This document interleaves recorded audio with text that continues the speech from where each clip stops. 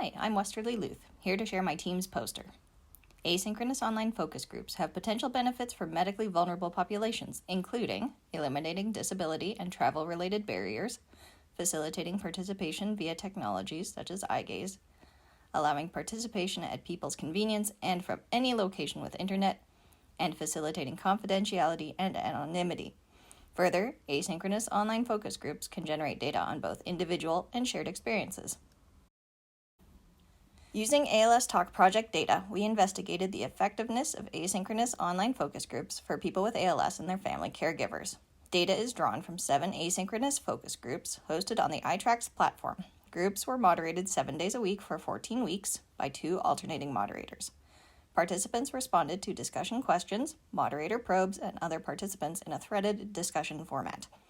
They had the option of using privacy mode to communicate with moderators too. Have a look at our poster for more details about our methods and analysis. Now I will highlight 3 primary findings. First, active moderation is important. Moderators indicated presence and listening by acknowledging or affirming posts, providing empathetic responses, and responding to comments about everyday life.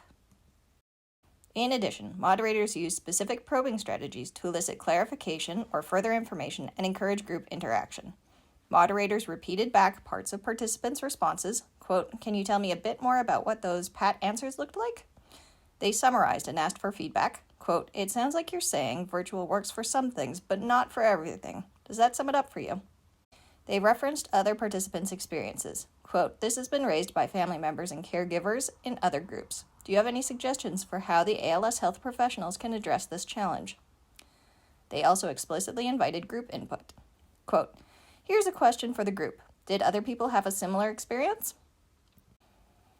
Second, participants engaged in substantive, prolonged discussion.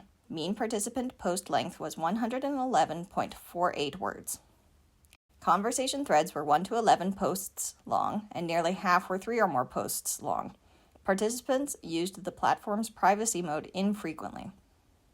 Finally, 90% of participants' feedback on their experience in the asynchronous online focus groups was positive. People liked the accessibility of asynchronous online participation. They reported personal benefits and highly valued learning from peers. Negative feedback included technical challenges and study duration. In conclusion, our study demonstrates that asynchronous online focus groups are effective for research with people affected by ALS and may be a strong primary or adjunct methodology in ALS research, including clinical trials. Thanks. Go check out our poster.